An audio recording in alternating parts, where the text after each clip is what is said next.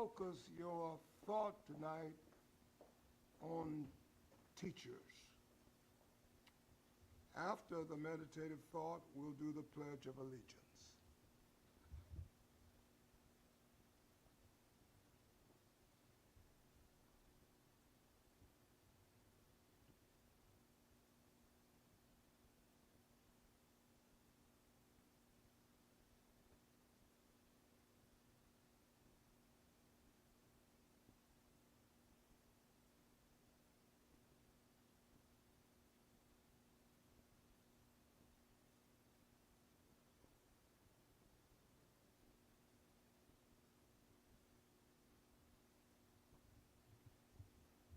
Amen.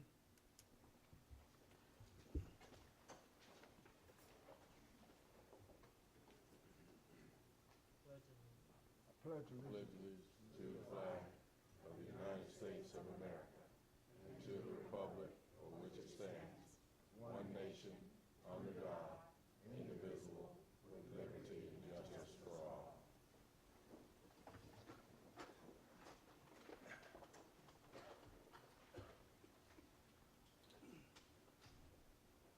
This meeting is held in accordance with the Freedom of Information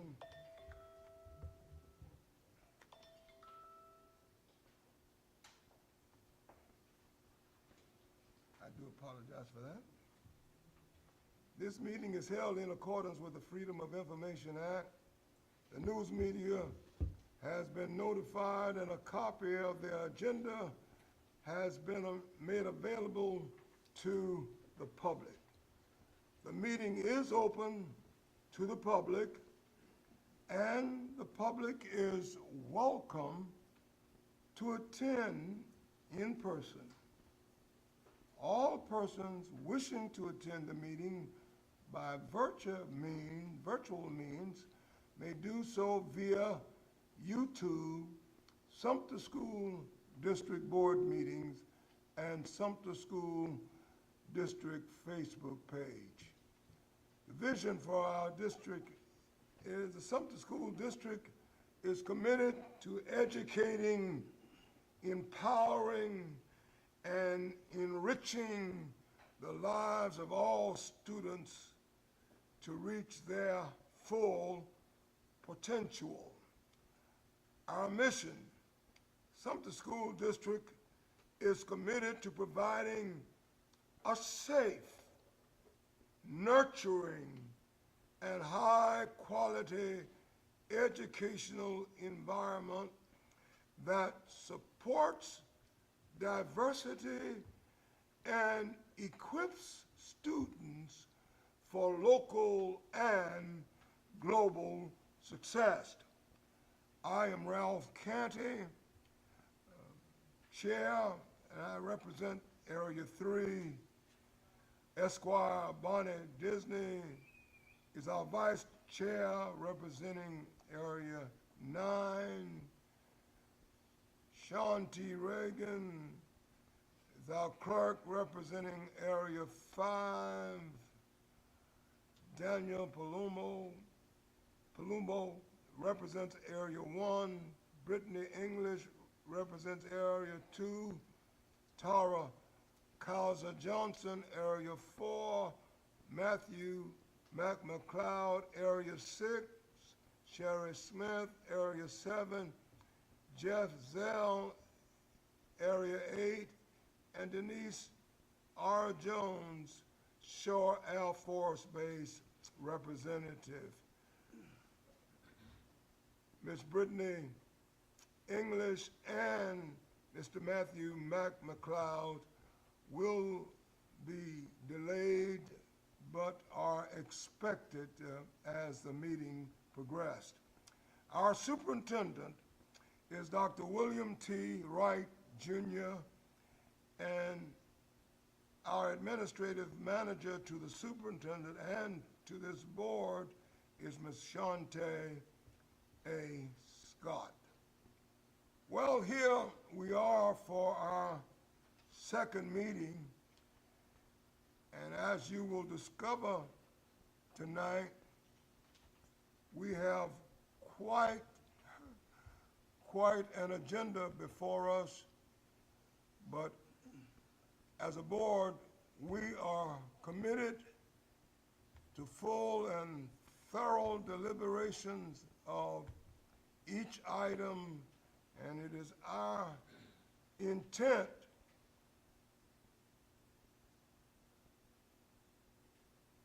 to serve in such a way that the work we do will reflect itself in a stronger, more positive Sumter School District. Ms. Sumter, I need you to come here for a minute, please.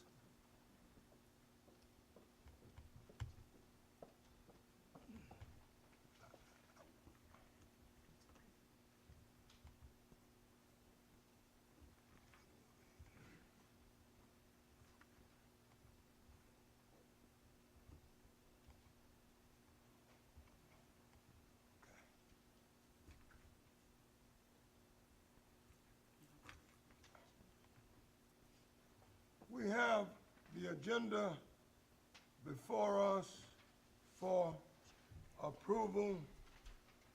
I want to recommend that we include in the agenda an amendment to allow for the review and approval of first reading of the LBA school list for the school year 23-24, and our CFO has asked that we revert the order. Yes, sir, you want me to clarify? Yes. Mr. Chair, members of the Board of Trustees, the recommendation is that items 4.2 and 4.3 be reversed. Because of order necessary, the auditor's report for fiscal year 22 needs to be done before the revenue and expenditure report for school year 23. So same items, we're just asking that those be reviewed in order, be reversed in order.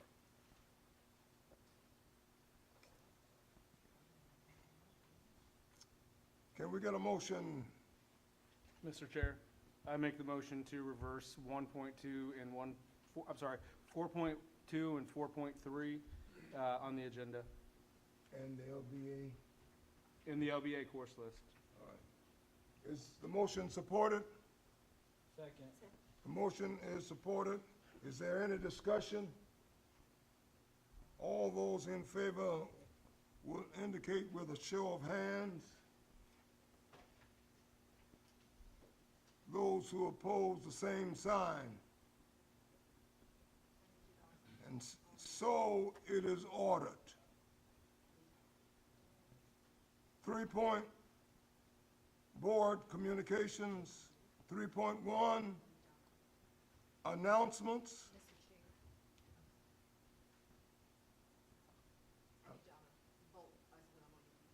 Okay. Announcements. She needs us to vote on our computers as well. She needs us to vote on our Okay, computers. okay. So that is, we are set up for the commuter tonight? Yes, sir. Okay, okay. Should be flashed on the screen now, ladies and gentlemen of the board. Do we need to go back and do that? She's going to tabulate them once everybody votes. Okay. Yes, sir.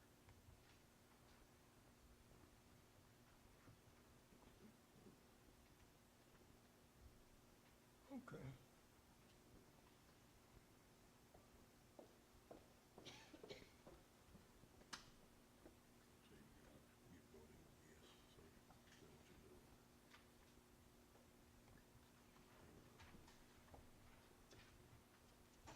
Oh, he's good.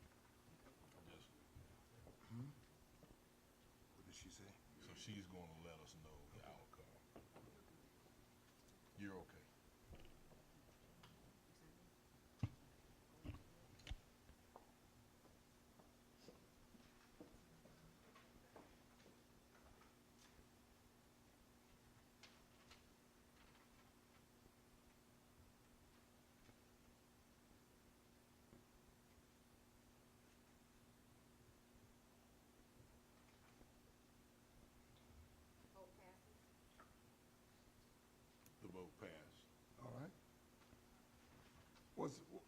Was it unanimous? For everybody that's here, we had two not present to vote. What did she say? Yes, sir. Okay. Two not present to vote. All right, very good. All right, 3.2, school board recognition.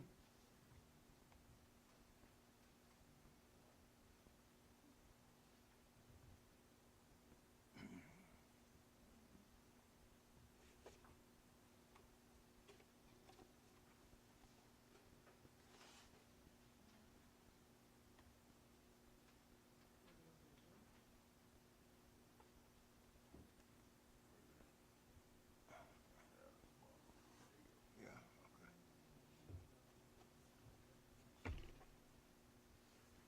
As a part of the annual recognition of the school boards in this state and nation, South Carolina school board members commit themselves to certain ethical principles. In keeping with this long-standing tradition, this board will tonight do as other boards across the state will be doing as they meet and as our board has done on previous occasions. Here is the ethical principles. As a member of my district school board, I pledge my efforts to improve public education in my community and will solemnly try to represent the interest of the entire district when making decisions and rely on available tax and on our judgments rather than on individual or special interest groups.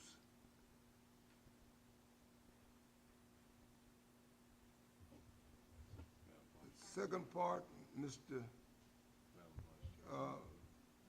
Disney, you to read. Understand the proper role of the board to set policies governing the district and to hire the chief administrative officer to carry out these policies. Mr. Reagan. Encourage an open exchange of ideas by all board members during the decision-making process. Ms. Smith. Seek regular communications between the board and students, staff, and all segments of the community. Attend all board meetings to study issues facing the board and enact policies and official actions only after full discussion at such meetings. Work with other board meeting members in a conscientious and courteous manner befitting the public trust placed in the position of school board trustee. Communicate concerns and public reaction to board policies and school programs to the superintendent and other board members in a professional manner. Support the employment of the persons best qualified for staff positions and ensure a regular and impartial evaluation for all staff. Avoid conflicts of interest and refrain from using my board position for personal or partisan gain. Zell, for McLeod, please. Yes, sir.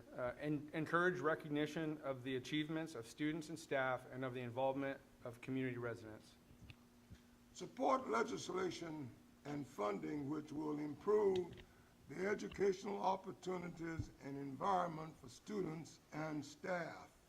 Take no individual action which would compromise the integrity of the board or administration and respect the confidentiality of information that is privileged under the Freedom of Information Act.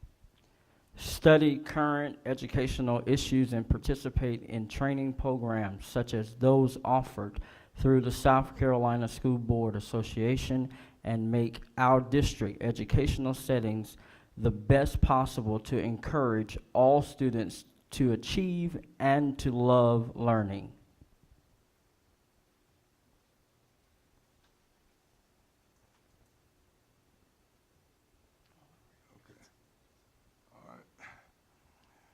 think Mr. Zell was supposed to read that last one. My apologies. But I don't think he minds you reading it for him. Thank you so very much. And now I'm going to ask Ms. Scott if she will provide us with the pledge so that each of us may sign it, and it will be properly and appropriately distributed, posted in the district office.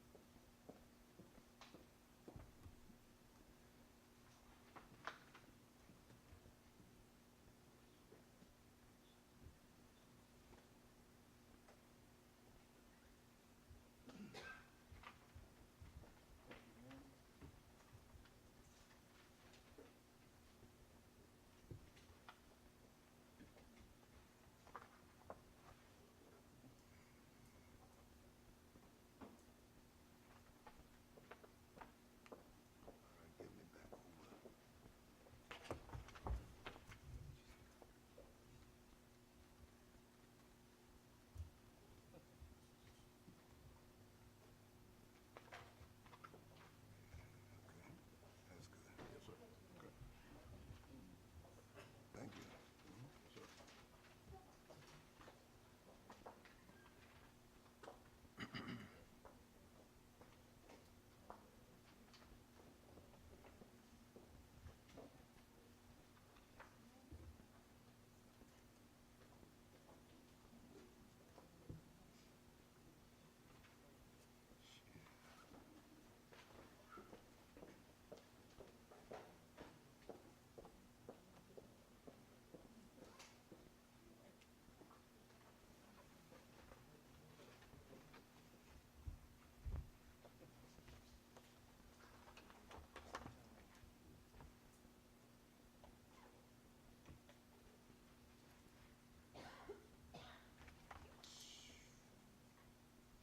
Material I sent you last night, is it in here?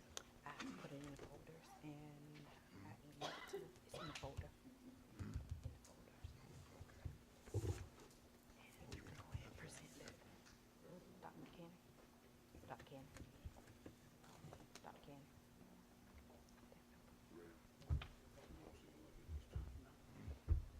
But he isn't here yet. Oh, yes, yes he is.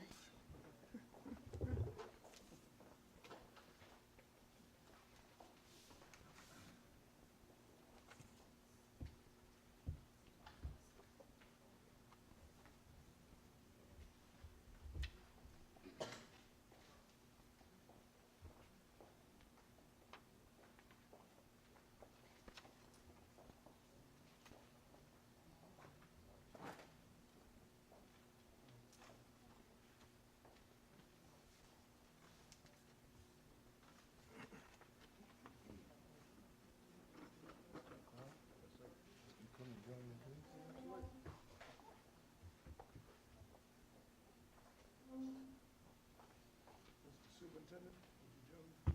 Yes, sir.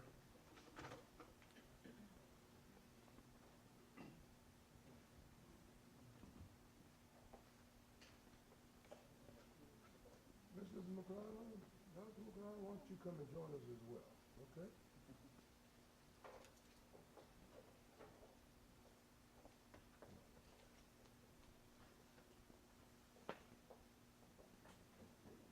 Yes, sir.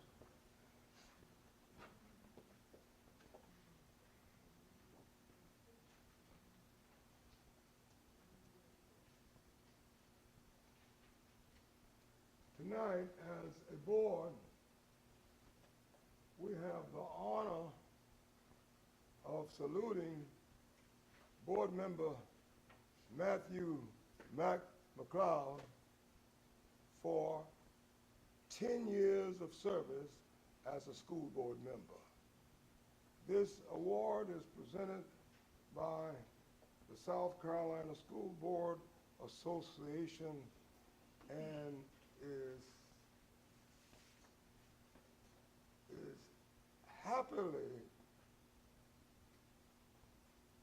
offered to you by your board that appreciates you, the time that you give, and the service that you render to make our school district and school boards everywhere stronger and more viable. Congratulations. Thank you, sir.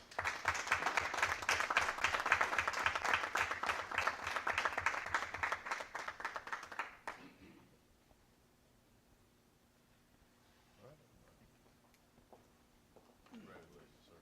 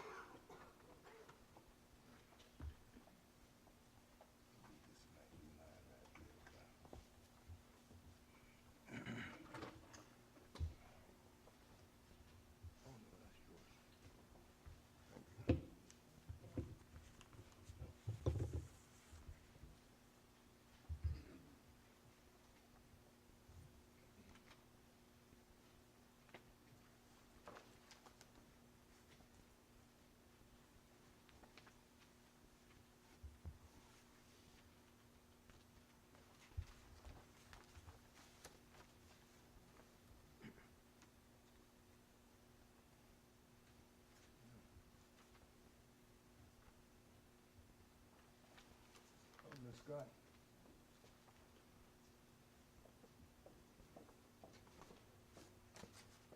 Let's speak about the information I sent you last night. Oh. Thank you, my darling. I pulled it up on board as well.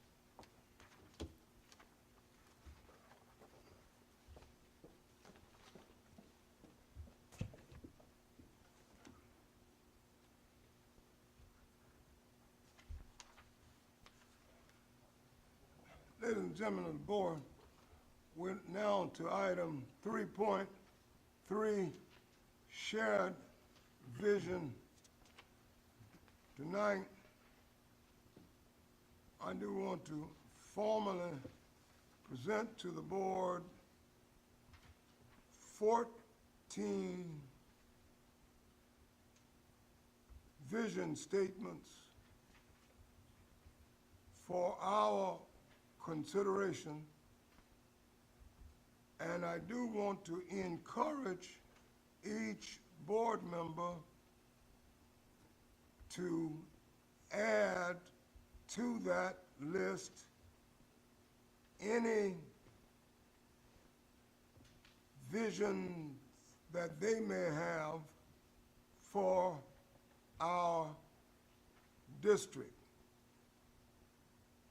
The effort is to develop a comprehensive shared vision among us that we will present to the superintendent, hopefully within the first 90 days as we sit as a board, giving him the opportunity to view those shared visions as he, the architect of the vision for the district, creates the vision that we will all embrace once it is presented, hopefully in the near future by his office. I am suggesting that we develop a process for adding to, clarifying, defining, and ratifying these visions. so that it becomes a single project by the time of presentation. And I am urging us to consider hosting a meeting with the other candidates who sought to serve on this school board and give them the opportunity to have input in this project. I think many of you will recall that many of those candidates had great ideas.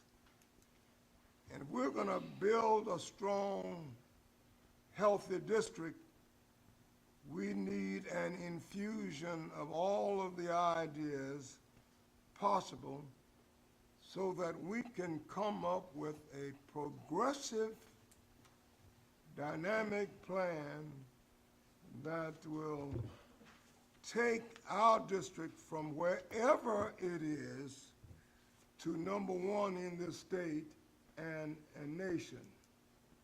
So I would recommend that we host a meeting with those candidates on February 6th, that we host a meeting with the Teacher Forum on February 20th, and that we host a meeting with the public in general on March 6th, prior to our ratifying of the document and presenting it to the superintendent.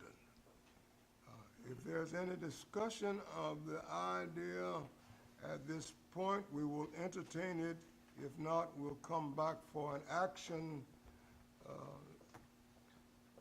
later on during the agenda. Mr. Chair, point of information. Yes, sir. Question, it's basically more you're brainstorming, coming together and hearing them out and just jotting down ideas. It's up to us as a board to come up with the actual verbiage and what we want to put into it. Is that correct? That's correct. Okay, so I just want to double check. It's just a brainstorming session. Yes, sir. Thank you. Now, nothing before you now is in stone. It's a working document. Gotcha, that's fine. Anyone else? Thank you so very much. 3.4,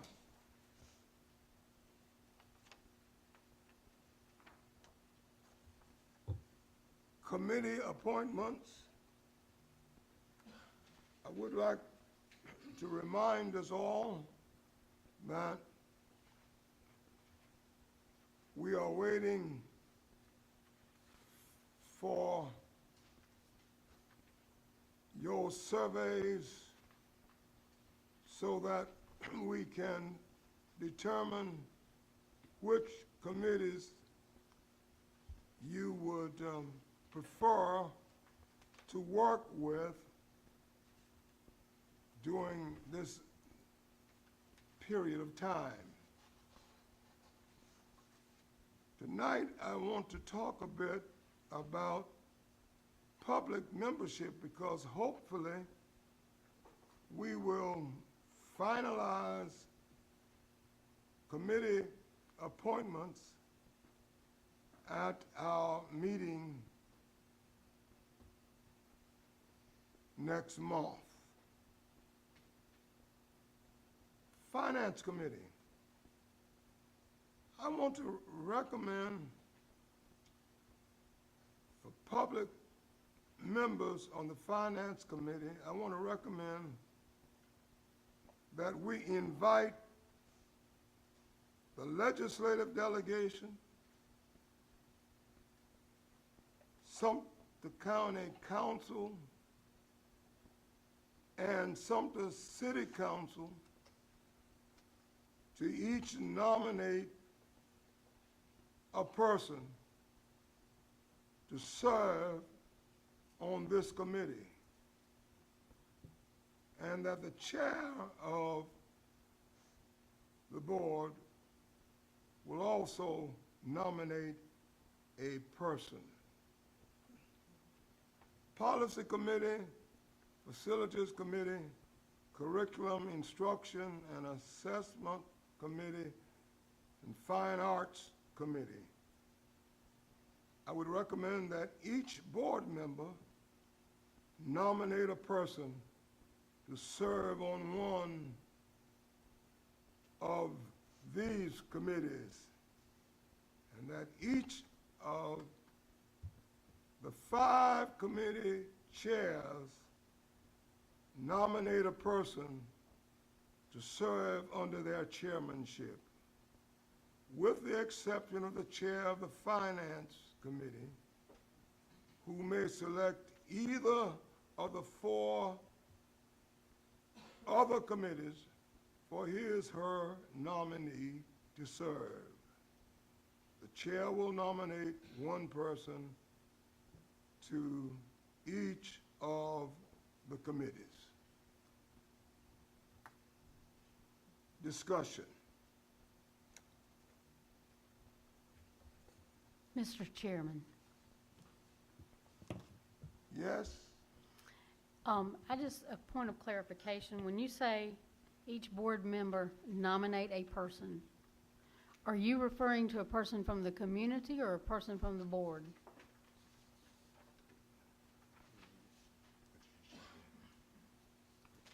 For each of these committees, she's saying, do you want each board member to nominate a person from the community or from the board to serve on? No. Nominate a person from the community, and normally that would be someone from your area. Thank you, Mr. Chairman. Of course, you're not restricted to your area, but those are the people who elected you. Mr. Chair, Yes, sir. the folks that are serving from the community on these committees now, they would rotate off, or could they be reelected? If nominated by you all. Okay, Yeah, if nominated by you all. to continue their But, service? but their terms ended with the board. Okay, all right, There's a new board. Okay? yes, sir. Okay. Mr. Chair, Yes, sir. just want to make sure that we're not treading in choppy waters here.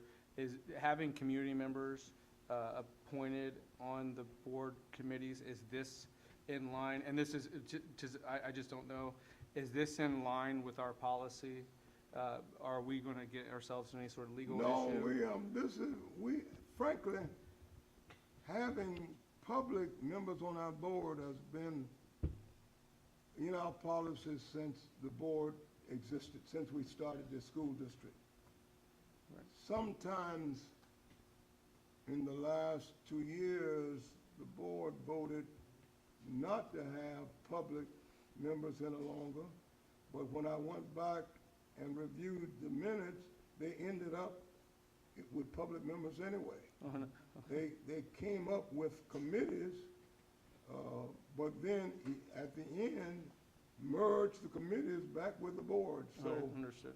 this is consistent with what our history has been. So even if there is a question as it relates to policy, we have the matter of precedence. Sure, yes, sir. And the precedence is that we've always had public participation. I do want to defend this concept of involving the legislative delegation, county council, and city council in the finance committee. Ladies and gentlemen, if we are serious about creating a world-class school system, we are going to need the support of this entire community.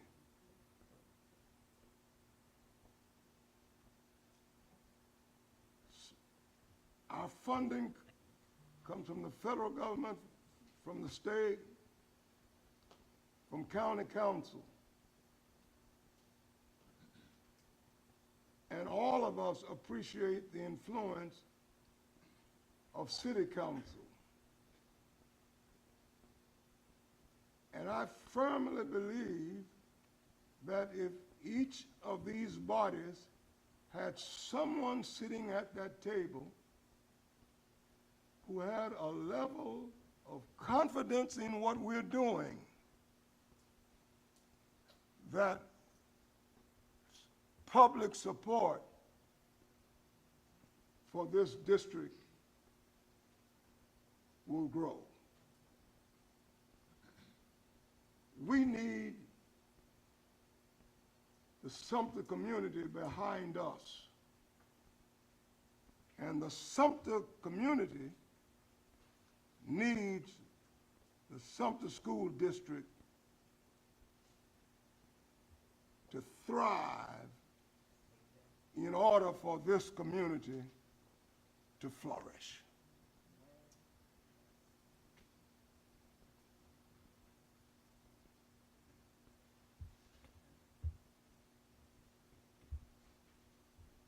Any further conversation? Conversation. Conversation. Item 3.5, changes in board meeting agenda / location. For sometimes now, the board has been meeting in the various schools, and at best, it is complicated, costly, and inconvenient. The public has a real problem trying to determine where we're meeting. They miss it in the item. They have to call around to find out where we're meeting. If we had a standard place, the district office, they would know where we are meeting. Two, a number of people who are interested in what we do are reluctant to go to remote sites at night. And so some locations, especially in the rural area, prohibits participation. And look at all of the equipment it takes to come to an off-site location for a board meeting. And finally, look at the tons of information that's readily available at the district office when we are in session at the office. That information is not available here.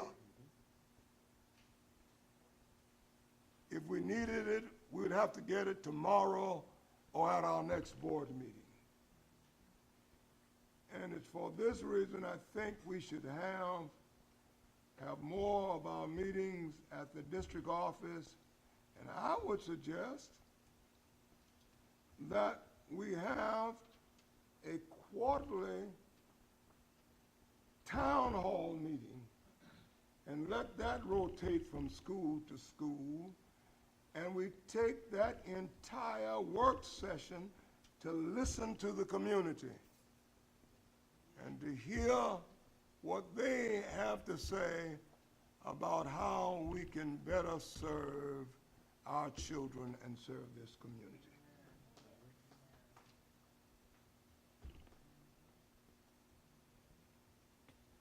Comments? Mr. Chair? Yes, sir. I've seen in the past that it used to be at the district hall, and then they changed it to the, go to different schools. I see what they were trying to do. It didn't really work out. Trying to get the participation up for the other schools. It was a good try. I was actually all for it. But like you said, I think in a central location, what we need to do is, especially with the way how the tables are set over there so we can see each other. Right. That's another reason why, Right. so we can actually You're exactly right. communicate to each other.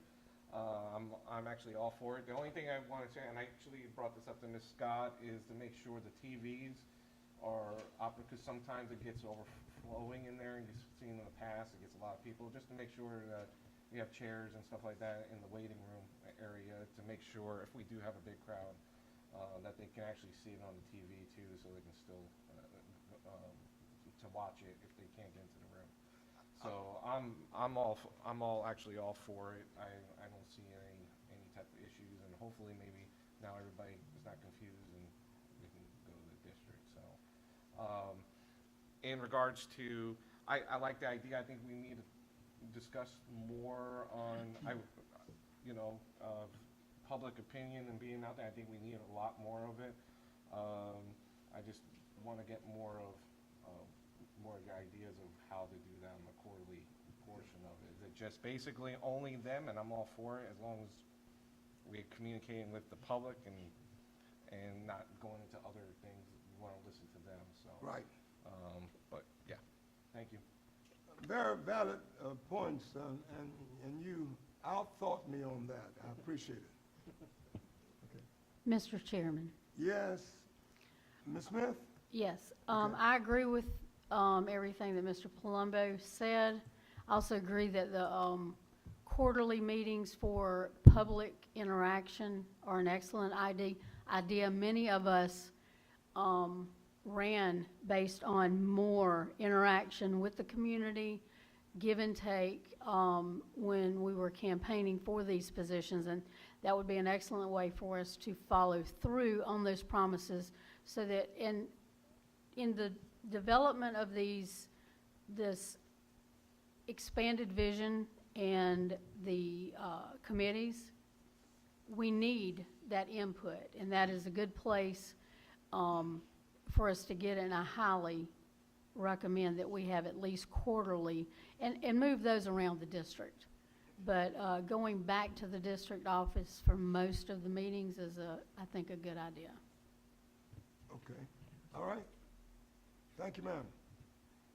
Mr. Chair? Yes, sir. I would like to echo their sentiment that I believe this forum, although thoughtful and deliberate, doesn't bring us to the point where we can be most effective as a board as far as communicating. The audio visual in some of the places and sites that we go is just abhorrent. I barely hear, 2 seats down from me. That being said, I think it's, Mr. Palumbo and Ms. Smith, I share that sentiment. The one thing I would just suggest is that, just as a technical matter, to keep this new schedule separate from the quarterly town halls, the idea, simply so that we don't have to go back if we decide that the quarterly town halls just isn't sufficient, or we're not doing it enough, so we don't have to affect the bi-monthly calendar schedule for us and the quarterly town hall. So I would suggest that we keep those 2 things separate on 2 separate schedules.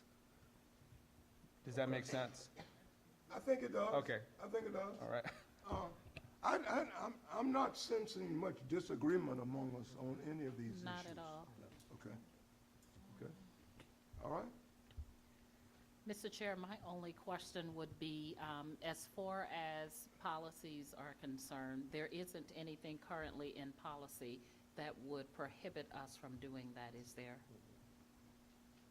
I don't know what it is, but if so, we've got time to address that and change the policy.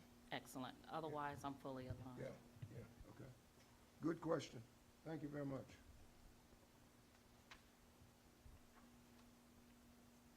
Mr. Chair, are we putting up a motion to move the meetings to the district?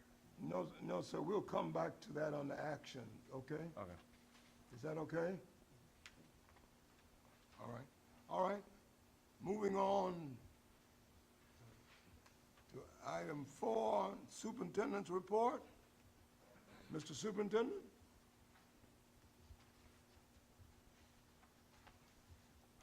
Thank you, thank you, Mr. Chair, members of the board. First of all, want to say that certainly am thankful for the opportunity to serve as superintendent of the Sumter School District. Looking forward to the amazing work that we have in front of us. Just a few reminders here. First of all, as you've already heard us talk about, this month is School Board Appreciation Month. The Sumter School District will join school districts throughout the state and nation to celebrate School Board Recognition Month. This theme for this year is Forward Together, and it reminds us of the leadership roles and responsibilities of school board leaders while also acknowledging the need for the collective. As we heard tonight, parents, teachers, students, and administrators, particularly as public schools continue to deal with the challenges of the past few years. As the elected and appointed representatives of the people in their local communities, school board members represent their local community's voice and vision for their public schools. So on behalf of the 15,000 almost students in our Sumter School District and the 3,000 grown folks that serve them every day, as well as from me as a superintendent, we want to thank each of you for your dedication and service to our students. This month also we have a Samsung Solve for Tomorrow contest. Samsung, which is an international electronics company, announced recently that Alice Drive Middle School is a top 5 state finalist in the Samsung Solve for Tomorrow contest. They will now develop their concept and participate in the next phase of the nationwide competition that challenges students to apply STEM concepts to find creative solutions to real-world issues affecting their local communities. School Improvement Council Award. Wilder's School Improvement Council has just been named to the South Carolina School Improvement Council Honor Roll for 2023. The Wilder Elementary SIC School Improvement Council is now in the process of running for the Dick and Tunky Riley Award for the School Improvement Council Excellence, for School Improvement Council Excellence. And the winners will be announced a little bit later on this spring. The Love Where You Live Litter Poster Contest. Last Tuesday, Mayor Merchant and the Sumter City Council recognized Danica Hatchell and Zavia Bethay from Manchester Elementary School for winning the 2023 Love Where You Live Poster Contest. In addition, both girls received their artwork framed and a gift card. The posters will be displayed and available throughout Sumter County. And special thanks go out to art teacher Dr. Rosetta Davis for her inspiration and love for students. So despite what folks think, there's some wonderful things going on in Sumter School District. Just as a reminder, an upcoming date to remember, Friday, January 27th, 2023, is a wellness half day for staff and students where we give our employees an opportunity to retool and refocus. So that'll be not this coming Friday, will be this coming Friday, yes, absolutely. Mr. Chair, members of the Board of Trustees, that's what I have for around the district now. Okay. With your permission, I'd like to go to item number 4.2 and 4.3. And for those items, I would like to call to the podium our very capable Chief Finance Officer, Mrs. Shatika Spearman, who will introduce our guest.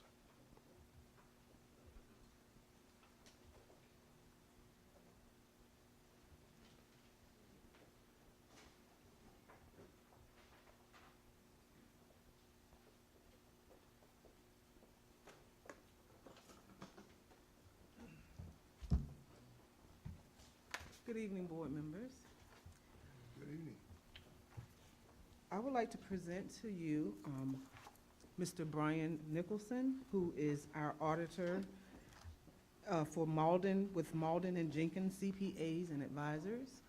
They have completed our audit for fiscal year '22, and we have just passed out the final report. And he will give a very well, adequate report on what we had and how we did for fiscal year '22. I present to you Mr. Brian Nicholson.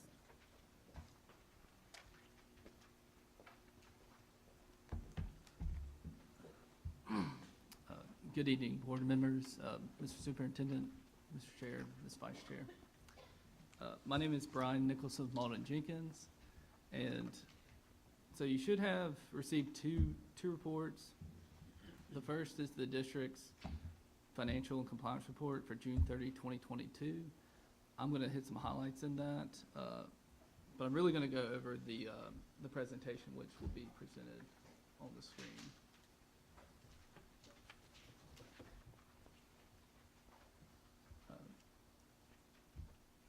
Do we want, I guess, do you want to just follow as I turn, or I guess what's the best way to do this? Okay, you want to close it? Thank you. So kind of a brief agenda. I'm going to go over the engagement team, the results of the 2022 audit, some financial trends, and then a couple comments, recommendations, then I'll open it up for any questions at the end.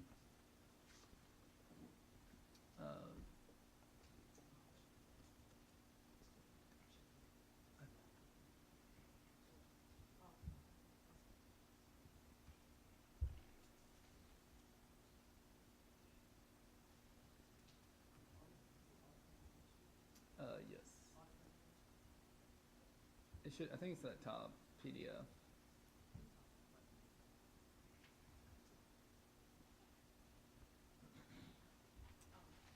For the board's pleasure, if I may, we're looking at document 4.3. That's gonna be the first one, right? Okay. And if you want to go to the next slide as well.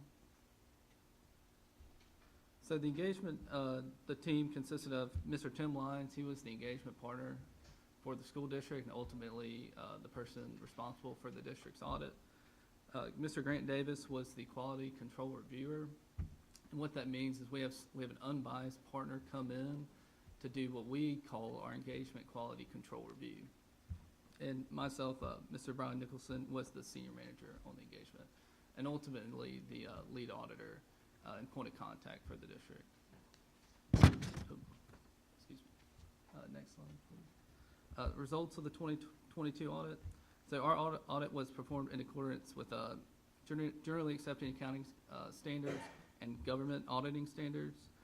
Our objective was to provide reasonable but not absolute assurance on the district's financial statements, and to provide an opinion on if the financial statements present fairly in all material respects. We had an unmodified, which is a fancy word for clean opinion on the district's financial statements. So that's the highest level of assurance that we can provide. There was. Can you say that again, sir? Make sure everybody hears that. So we had a clean opinion, or what we like to call an unmodified opinion. So what that means is that's the highest level of assurance that we, as an independent auditor, can provide. And so the financial statements, as you see them, present fairly in all material respects. So that's the best you can do, and y'all should be proud to receive that. I guess a clean bill of health, as you could say.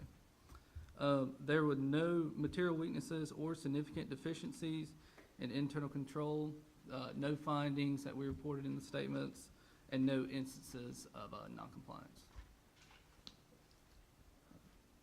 Next page. The district did require 3 single audits this year. And so what that means is when you spend over a certain amount of federal expenditures, over $750,000, it kind of triggers the need for a single audit. So as a low-risk auditee, the district was required to have 20% of those total federal expenditures audited. Due to the amount of expenditures, especially with ESSER, we ended up testing 66% of the district's total federal expenditures. We issued a clean opinion as it relates to the district's compliance with major federal programs. And as in relation to the district's major federal programs, there was also no material weaknesses or significant deficiencies. Next slide.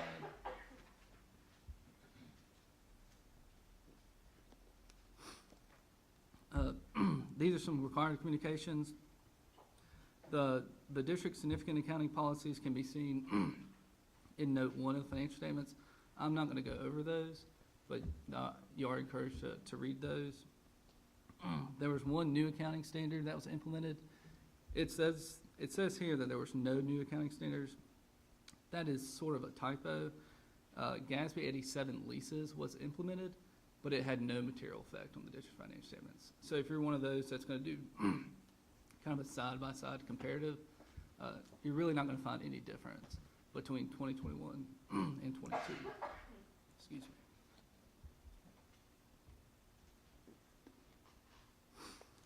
We have some information regarding management judgment and accounting estimates that you can read over. Next slide.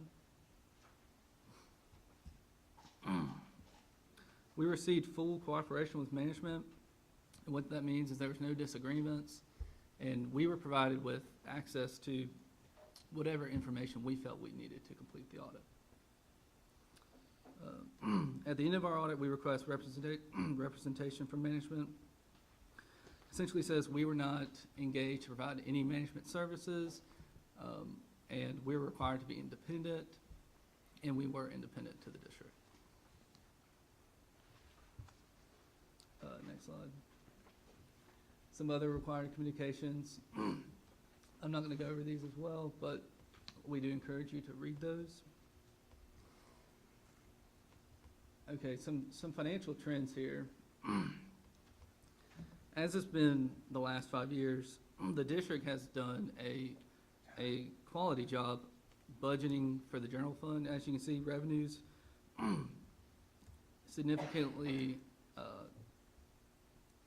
the district has significant excess in revenues over expenditures and transfers. Next slide.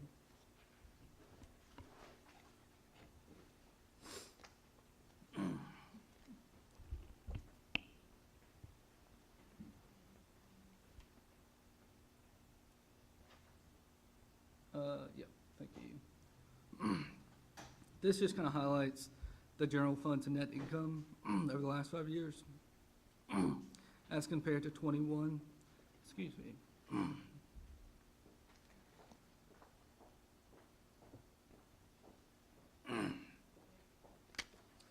So the district reported $9 million in net income for the general fund. Next slide, please. So we like to call this leverage, and you see a problem when a fund balance and expenditures kind of go like this, when they start to separate. So the district is required to have 8.3% in unassigned fund balance, and the district currently has 32%, so well over that state required amount. I'm going to go over these last slides pretty quick. Some new GASB pronouncements that were implemented this year, GASB 87, which we already talked about. New ones coming up in subsequent years. And then we do provide quarterly CPE to our clients. I apologize. Thank you. And with that, I'll open up for any questions, comments.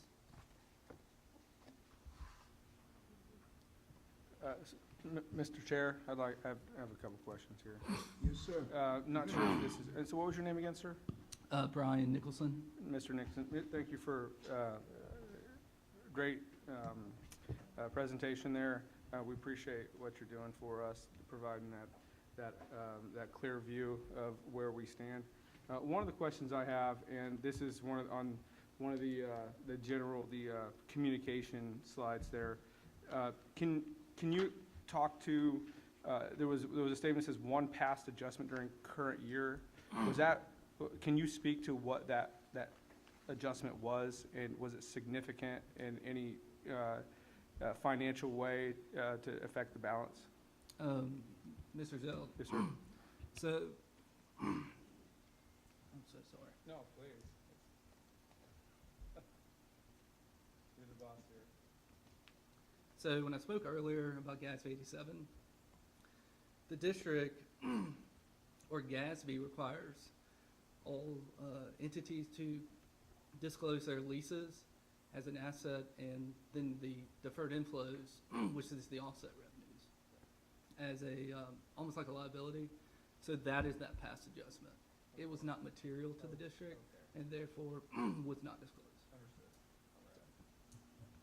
And then I have one more, actually, two more questions, and I believe you can answer one of them. You also mentioned that there's a recommendation that y'all made to the outstanding accounts payable account. What was that recommendation, and is that? So, yes, sir. So I did not include that in this presentation, nor is it in the audit. It is strictly a recommendation to Ms. Spearman, to the district, just to reconcile accounts payable each year. I believe there were 3 accounts, very trivial, not material at all, that just didn't change. I believe the total amount was less than, maybe less than 20,000. I know that sounds like a lot of money, but as far as if we perform a risk-based audit, and in relation to the district and the overall financial, your financial statements, it was nowhere near material. So it was just something we noticed that we thought should be communicated. Yes, sir. Thank you for that. And then I guess this is the last question. I'm not sure if this is the right forum to have this answered, but it looks like we have a $41 million general fund balance. Is that correct? Or something very significant? I mean, a great That job, is probably district, on correct. that. But my question would be, that seems, you mentioned the word excess. For what reason, and what is the reason that we have such an excess of a balance of funds? That'd be my question. I'm not sure if this is the right forum, or you can even speak from that as an auditor. I think I that don't would be believe more of a Ms. Spearman Okay, question. sure. Okay, well, I am interested in that, and I will get down to it, but I appreciate it. Thank you very much.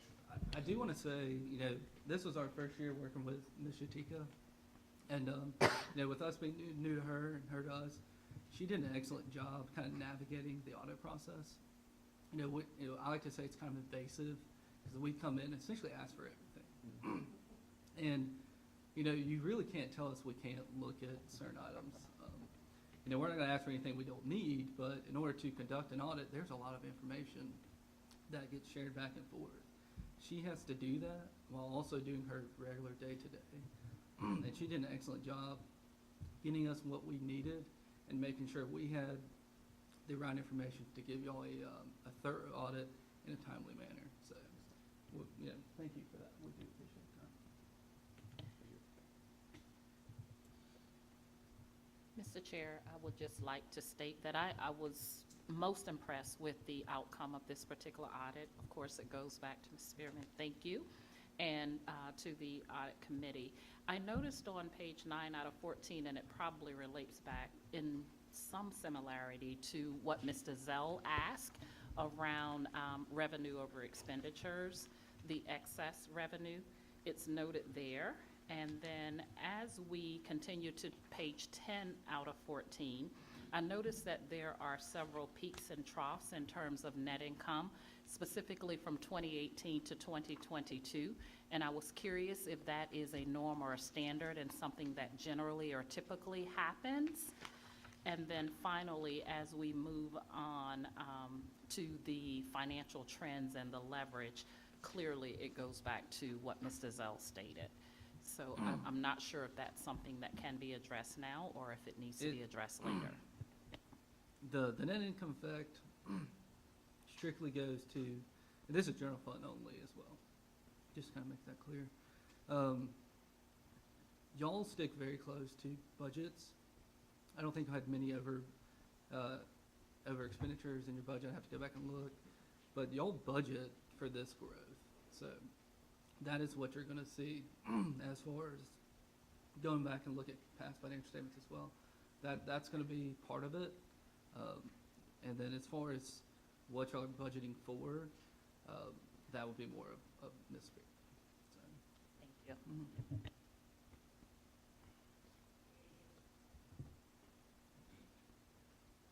Questions?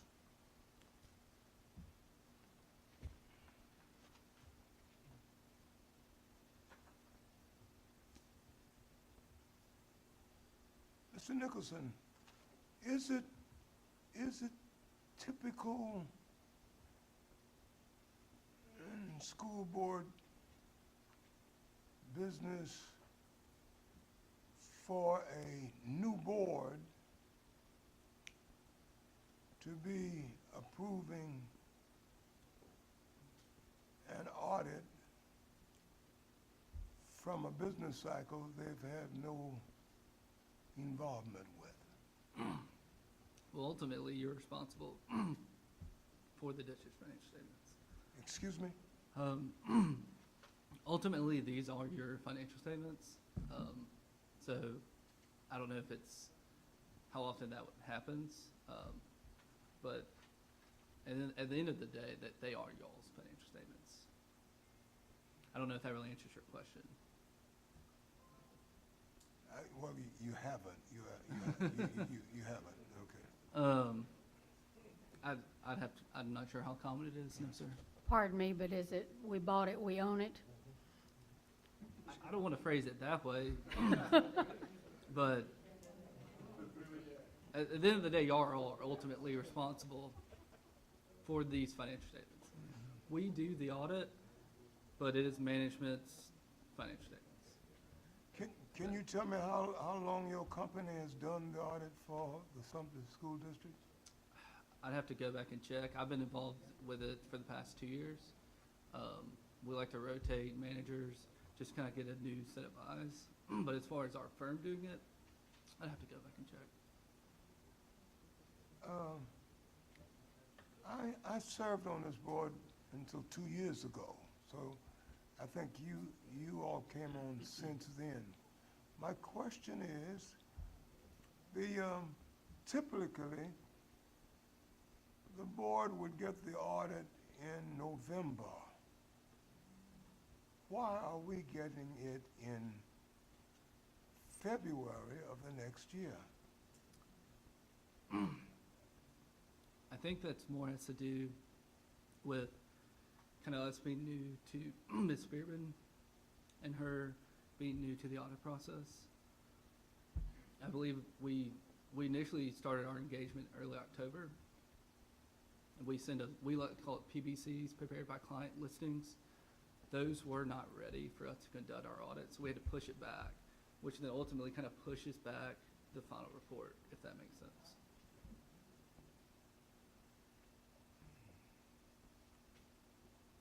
So that's why we're in February. You mean January? So that's why we're getting this report in February? January? Yes, sir. I mean, January? Yes, sir. Sorry. It's almost February, yeah. Yeah, so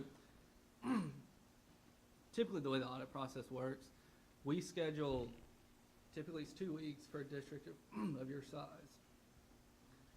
We like to start early October, 2 weeks in the field, doing a majority, like 80% of the field work, testing is what we call it. A week of wraps, that is where we kind of shift the engagement team, and then it kind of shifts to the managers to wrap up the rest of the file. So at that point, you're late October, if we start, let's say October 1st. Then a week for financial statement prep, final reviews, issue early November. We did not get started till early November, and therefore everything kind of got pushed back because our PBCs were not ready for us to test, which are items that we have requested by the district. Okay. If that kind of makes sense. All right. Mr. Chair? Yes? I have a question. Mr. Nicholson, what would happen if, say that basically you made a mistake basically your company is truthful 100%. This is more for the public. If something happened and what would happen to your company if something was maybe a conspiracy? I'm just going to say like that. What would happen to your company? What would happen to you? Well, first, we don't look at everything. So we do a risk-based audit. That's what we provide. I believe I said in here, reasonable assurance, not absolute. So as long as we don't miss anything material, everything should be caught. However, that's not to say something that we would consider immaterial, that since we're not looking at 100% of all the transactions, we can't provide absolute assurance. So, Correct. The company is on the line, and they do always want to make sure they're independent, correct? correct.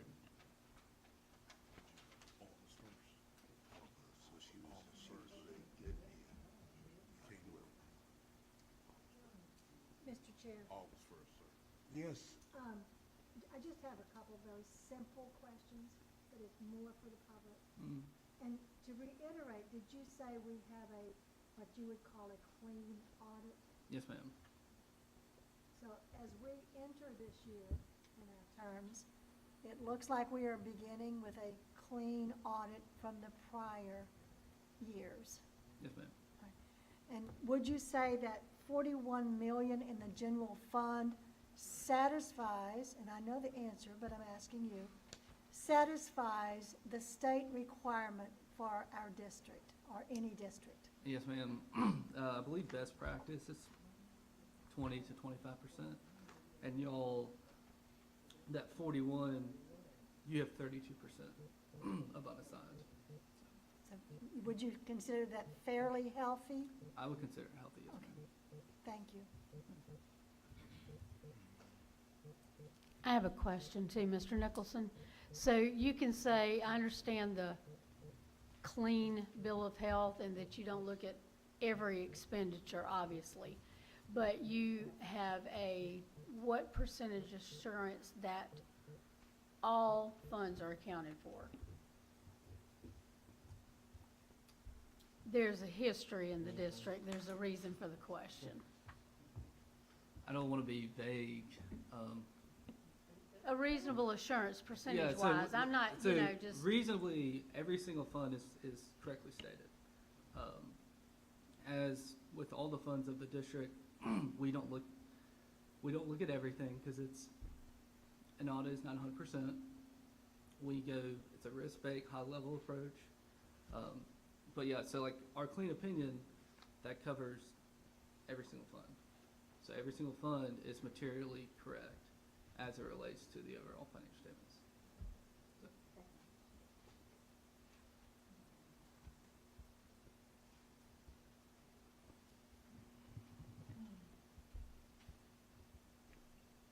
okay, any further questions?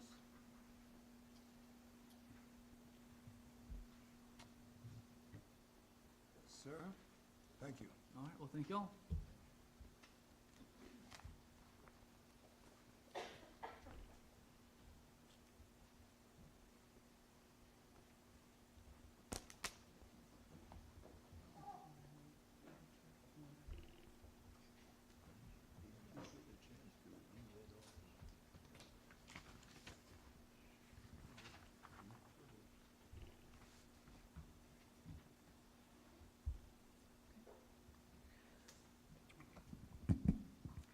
I sit before you to present to you the fiscal year '23 revenue and expenditures as of December 31st, 2022. As you can see, for our revenue, under the local revenue, which is our ad valorem taxes and miscellaneous interest on investments, we've collected about 20% of that to the tune of $7,008,211. For our total state revenue that we get directly from the state in allocations, we've collected $37,698,156, which represents a 33% collection. And for our transfers, we've transferred approximately $435,000 related to indirect costs off of grants that we are able to claim. To total for fiscal year '23, as of December, we've collected $45,141,369, which represents a 30% collection. This amount, when we're 50% into the year and we've collected 30%, a lot of our monies come at the end of the fiscal year. So that is why that percentage does not equal out to 50% where we are as far as time has elapsed. So you will see that number gradually increase as the year progresses. And for some variances that we have, again, the prior board approved the original budget fiscal year 2023 during the budget process, and you and I will be conducting the budget process for fiscal year '24 in the coming months. And so your budget will be seen on the first column. But this is the budget of a total of $146,673,871 that the previous board approved for fiscal year '23. And so we measure against that approved budget. And I identified some variances that I wanted you all to know about that are in red, 6 variances, to give you some background on what those are. Any questions on the revenue for fiscal year '23?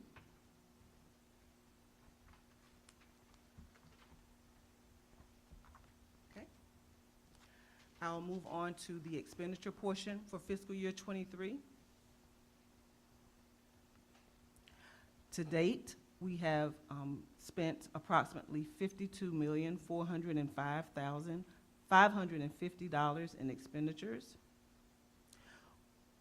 We have also spent some fund modification monies, which is related to transfers and uses, for $280,000.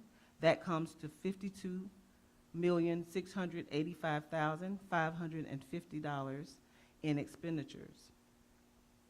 What I do on this financial statement is we present the original budget, we present the actual collections or expenditures, and then we determine each month what we project to receive or expend. If we were to wrap the year up today, based on these numbers, we would have added $1,120,000 to our fund balance. Our current fund balance, as Mr. Nicholson reported, ended for fiscal year '22 is $41,641,321. If we were to finish the books today, we would end with a fund balance of $42,762,291 based on our projected revenues and expenditures. As it relates to the fund balance is at a very comfortable level.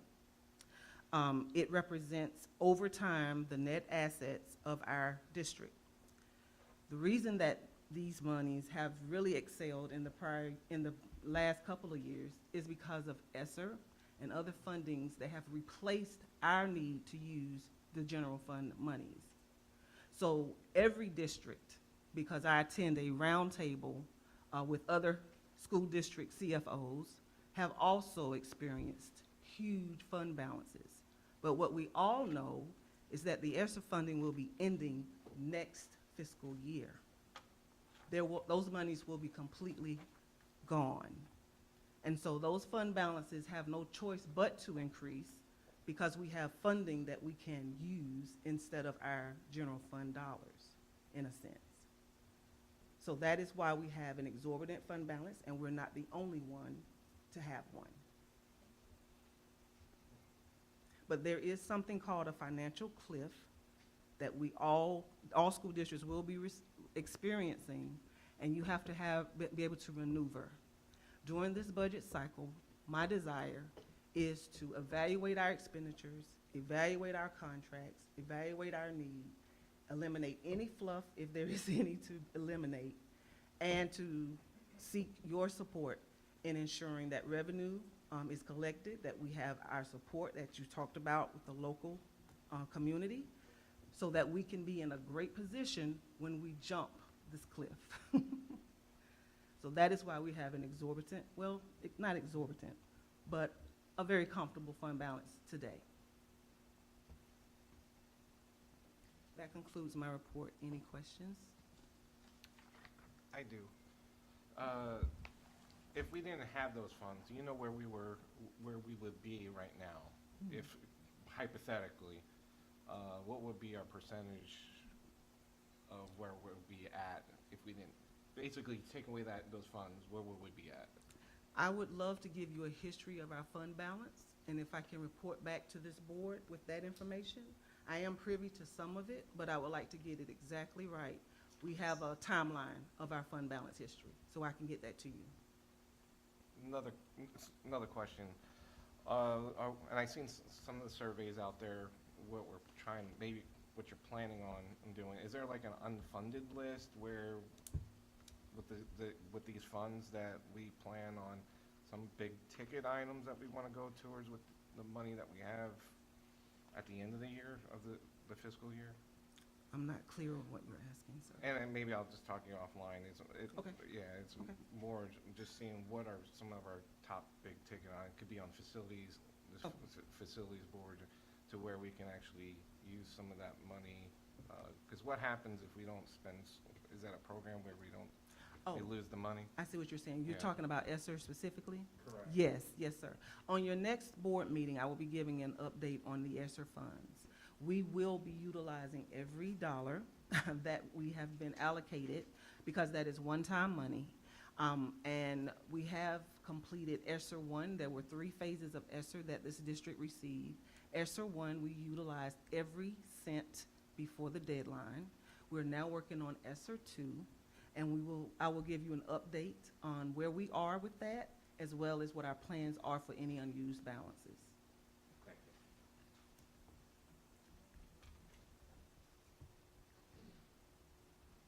Ms. Spearman, Yes, ma'am. when you bring that to us, if you could also enlighten us a little bit as to what we are allowed and not allowed to use those funds for. Absolutely, Thank you. yes, Ms. Spearman, yes. I see on here we have substitute salaries. Now, is my ignorance, I assume, where are the expenditures for the teacher salaries? I'm not understanding why we can have substitute salaries here. Or am I overlooking the teacher salaries? Under regular 110. Okay, up regular top? 110. Yes. Okay. Yes. And let me ask you this. I do know that we've been short of teachers. And let's assume that we're going to be aggressive in our efforts of finding teachers, because I believe can be shared, but I believe I heard the governor say that we may be able to pay our teachers a little bit more. So what if we were able to eliminate some of the the problems we have not having teachers? Could we afford it? Oh, yes, as far as any expectations, we had a member from the governor's office at the roundtable this last week that I Yes, attended, and the new salary is expected to be about $42,500 as a minimum for teachers. Right. She made a statement that if the governor had his way, he would pay teachers $75,000 from the Right. start. But Right, he wants to gradually increase this. right. And so those are mandated increases. We have Right. to pay the teachers Right. the minimum at least, and then we have our scale, Right. of course. Right, And so we have to make room for that in budget, right. and we have to be diligent in seeking support from the local Right. community in what we have to do, because we're in a big competition right now with Right. other districts that are less than an hour from us, Right. with teachers who will make a decision to make more money elsewhere. So we have to remain competitive, Right. and we understand that. And so that's where the entire district's help will be needed. All right, so we're going to have to pay more. That's coming out of this fund balance. How many teachers will we be able to solicit? Well, we will have to look at the numbers That's what during I'm the saying, budget process. yeah. That's what we're gonna find Right, out during right. the budget process. Right, that's going to be important. Very important, yes, Is it- ma'am. And will it be possible to cut other areas? If we have to make that decision. Right. Yes, we will have to do what we have to do on that. And so we will, when we do the budget process, all hands are on deck. Okay. We get input from principals, we get input from the needs for classes, from our leadership in the instruction and academics. And so all the information from HR, we use everyone and all the data to determine what we'll need for staffing, and we will make that presentation along the way so that you as a board will know exactly what is in this budget and how many teachers are covered and what we say we'll need. I look forward to that. It's gonna be an exciting experience, yeah. Thanks. Mr. Chair, if I might I want to add a couple of points I think will be important for the discussion we're having right now. First of all, most school district budgets across the United States, and particularly in a state like South Carolina, are based on fully staffed budgets. So with every teacher, every classroom filled. In addition to the reasons that Mrs. Spearman has so eloquently mentioned, there are also, we also have increased fund balance because of the inability to fill vacancies. So part of what has happened over time is as the district has recovered from the financial troubles, we also had the perfect storm, if you will, at least from this standpoint, of, as everyone had, with not being able to fully staff positions. And so sometimes a fund balance is created for that. So as we're looking to create the new budget, once again, we'll base it on a fully staffed staff. And our human resources people and everybody's working to try to fully staff our staff. The problem that we experience here in our district, and this is not unique to Sumter, but we're certainly included in this, is everybody is vying right now for the same people to do the same work. And so the question becomes quality of life, yes, but it also is convenience. Universities are not turning out education majors nearly fast enough for us to be able to staff them.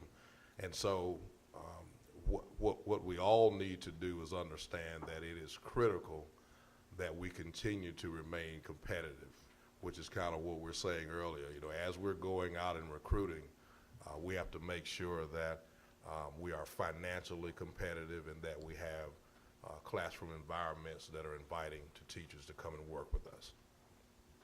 So I want to make sure that we understand that all of that is necessary for us to move forward. So right now, $41 million fund balance sounds like a really good thing. We're going to need to work with some of those funds to make sure that we are competitive moving forward. Hence the classified work that we did with the previous board that I think many of you certainly support.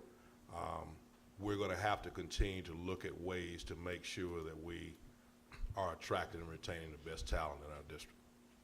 So I just wanted to add that, Mr. Chair, Madam Vice Chair. Mr. Chair, Yes. as we talk about this budget for teachers and teacher pay, I would just like to know, when we look at recruiting, I know that we have to be somewhat creative. And as a part of that creativity, it may involve some form of incentives or recruiting bonuses or things of that nature. Not exactly sure if we're currently doing that. If we are, does that money come out of that same bucket, or is there a separate bucket for that?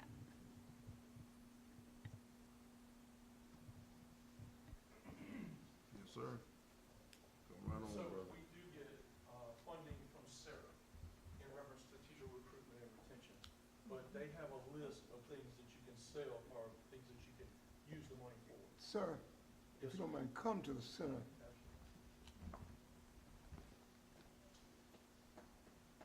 No harm meant, but No, sir. We've got board members all the way down on the other end. Sir, if you don't mind, would you mind stating your name and position as well? Yes, sir. I'm John Kumis. I'm the Chief Human Resource Officer for the district.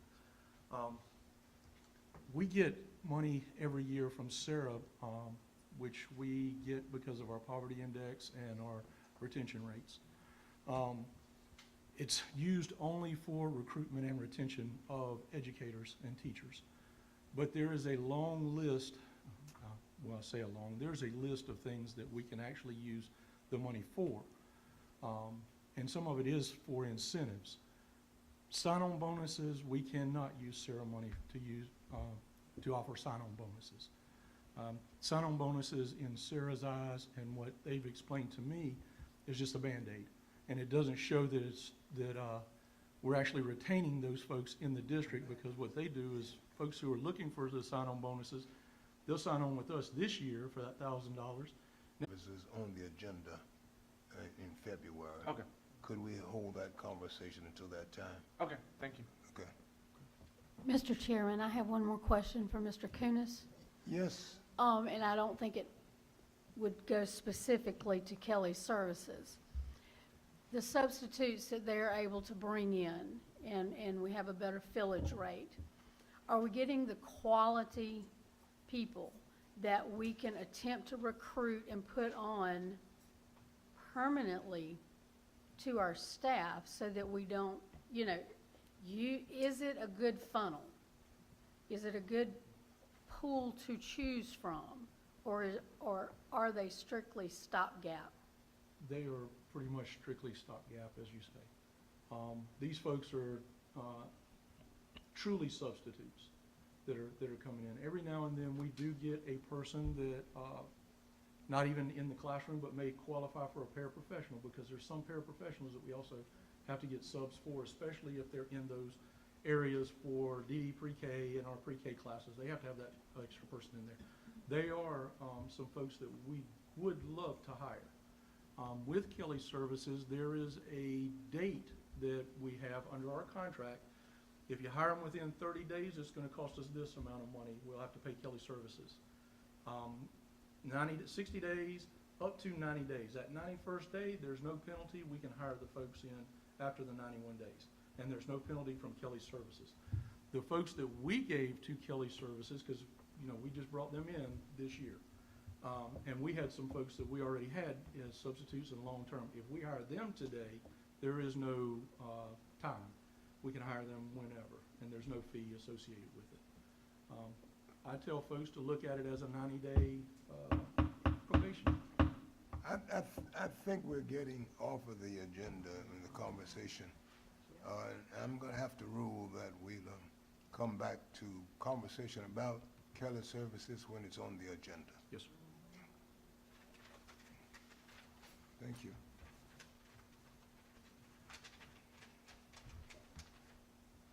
Mr. Spellman, I wanted to say to you, I didn't get much conversation from the community when the fund balance was $1.5 million, but now where it is, I get a whole lot of conversation. You all got all of that money,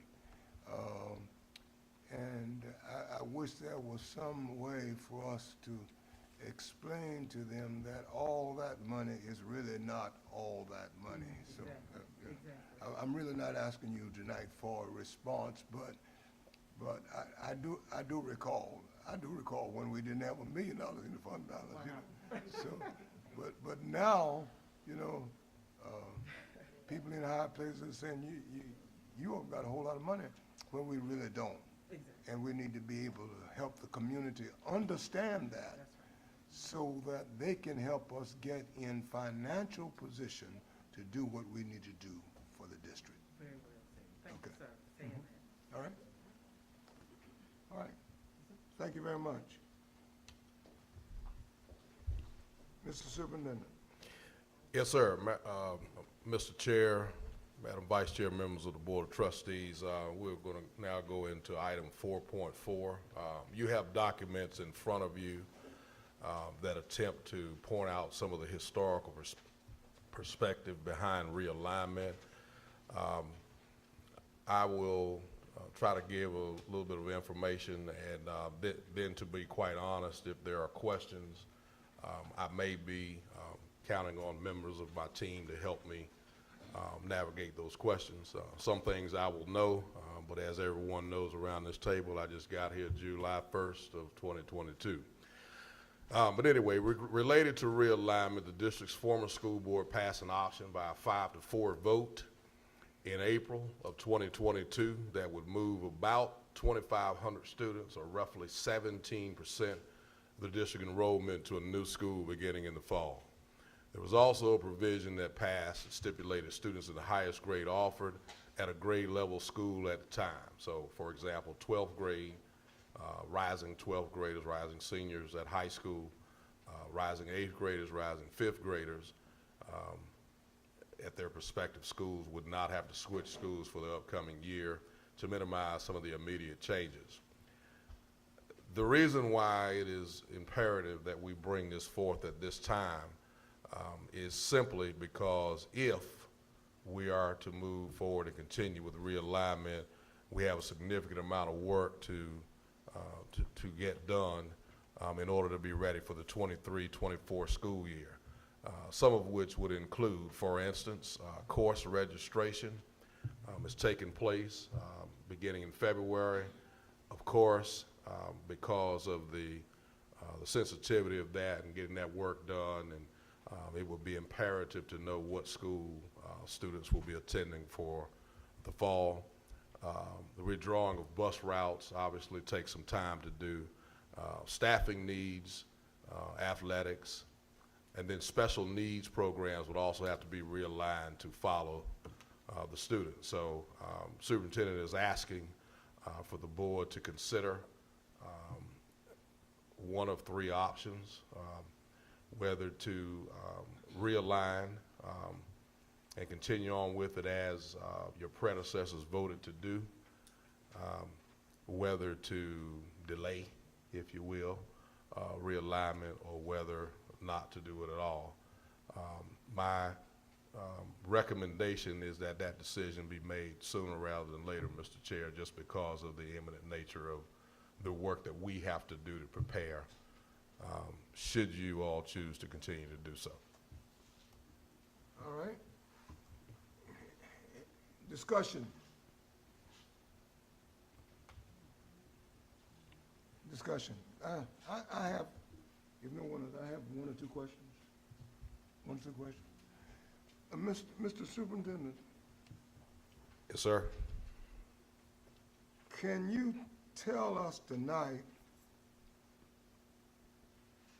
where we are in the process of realignment? Have we done 5% of it, 20% of it, 0% of it? So in terms of flipping the switches, if you will, the percentage will probably be very low. We have discussed it.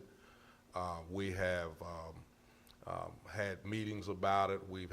But we did not want to exercise a tremendous amount of effort into actually implementing things until we were clear that we were going to move forward.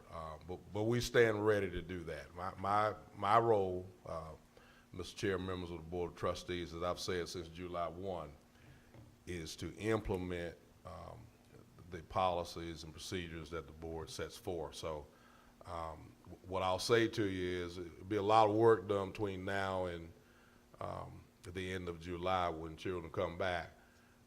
It can be done, but it will be a heavy lift. But in terms of switches being flipped, in terms of routes being ready to go right now, those kinds of things that I mentioned, the percentage of readiness will probably be in the single digits, to be honest with you, sir, at this point. All right. So at this point, we don't have a physical impact at all. We don't know what it's going to cost to do this, what it's going to cost for transportation, et cetera. Is that correct? Yes and no. There were studies done at the time to show the impact fiscally. The changes, of course, in all of that would be related to current costs. So, for instance, if we're adding, I don't know, 1,000 miles a day in terms of transportation, and you base it on, you know, fuel at that time might have been $2 a gallon when the study came out, and now it's $3 a gallon. Obviously, that would affect your costs. I think the more significant thing for us to consider is the personnel. Don't want to use the word upheaval, but that's really what I mean. That would happen and take place, and the process by which we do that, moving teacher A from building A to building B. But again, we will certainly need a decision as quickly as we can get it if we're going to move forward, or if we need more time to fully develop it, then we certainly can do that too. It's just whatever the board's pleasure is, and we'll make it, you know, we'll make the adjustments as we need to from there. Mr. Chair. Yes, sir. Sorry. Go ahead. Yes, sir. Who was? Want me to go first? I'm sorry. I just have a quick comment. Hearing the superintendent this evening, I think the pleasure of this board should be in the future to move forward with realignment. But after hearing the discussion led by the superintendent, I think tonight this board should take in consideration all of the work that needs to be done prior to implementation, and follow suit with what's been stated by the superintendent. And if it's going to take a lot of time to get done, then we need to take a pause on it. That's just my opinion. Not that we don't need to implement it, but it's no need to go out there and decide that we're going to do it for the next school year, and we have so much work that still needs to be done. Thank you. All right. Other comments? Mr. Chair? And I think, Dr.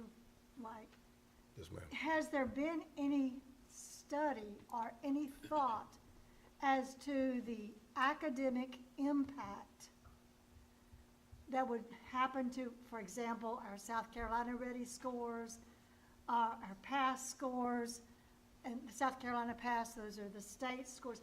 Because when you move children with new teachers, and new teachers don't know their children, I would suggest that the scores are going to plummet. Now, if we were in the 90 percentile right now, I wouldn't be concerned, but we are not. We are having to struggle to get up to the state average.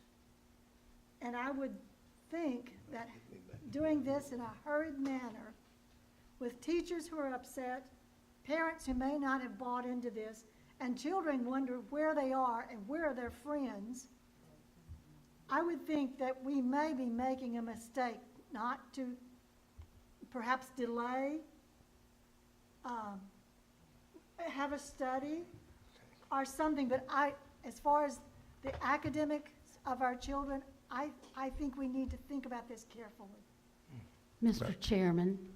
Yes, yes, Ms. Smith? Yes. Yes, In ma'am. light of everything that the topics that everyone has brought up, including the need to make a decision that's expressed by the superintendent, I think at this time, the smartest move would be to table this motion until we have the information we need, because we obviously don't. Okay. So that is a motion to No, table. we can't do a motion at this time. When we come back to the action, Okay. we'll receive your motion at that time. Okay, thank you. We just have discussion at this time. We'll come back to it, okay? Gotcha. But you will be heard, okay? Anyone else? Mr. Chairman, two questions. One, what was this cost of the study already that we've already paid for on this? Anybody know that, staff? What was the question? So $90,000 we invested in this.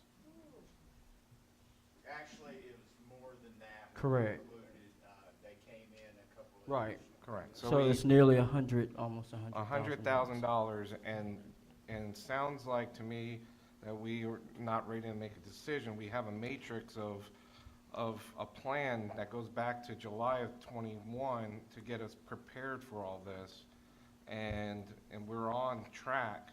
So why are we starting to try to table this and not be prepared to move on? All right, okay. Further discussion? Mr. Chair, Yes, sir.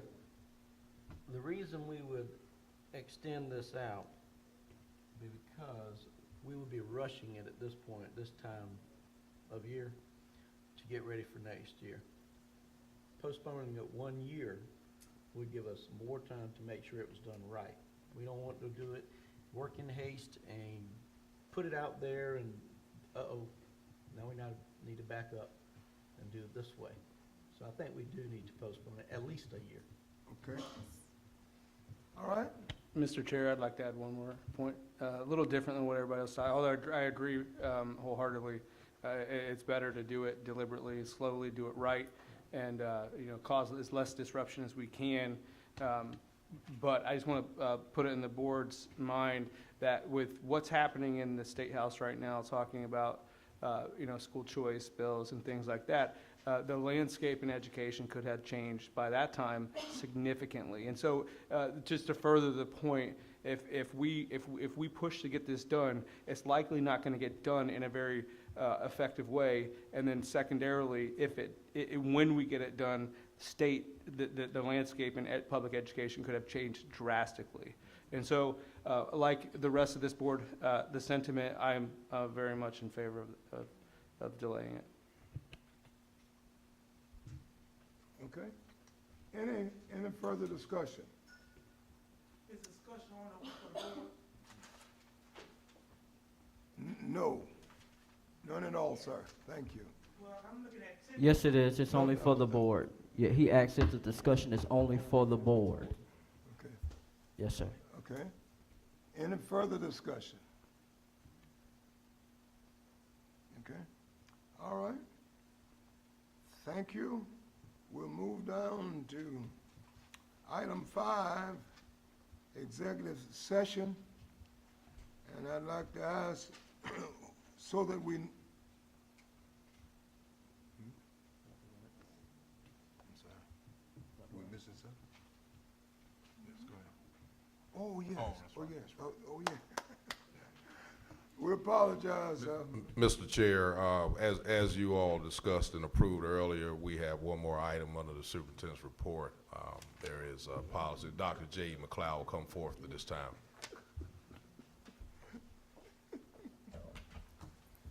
Thank you. Good evening. This won't take very long. This is an annual procedure. This deals with our LBA courses. That means our locally board-approved courses.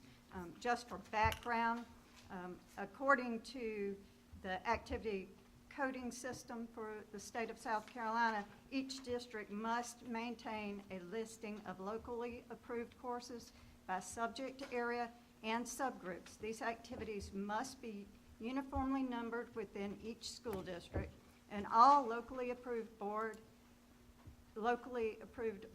courses must be approved by the district Board of Trustees each year and evidenced in the board minutes. The Office of Federal and State Accountability will request these minutes during the desk audit for state compliance.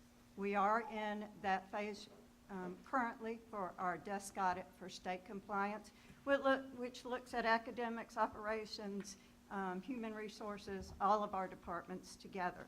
So you were provided with a list. There's nothing new on this list from the last couple of years. You see AVID 6, 7, and 8. For those of you who may not be aware of AVID, that is advancement via individual determination.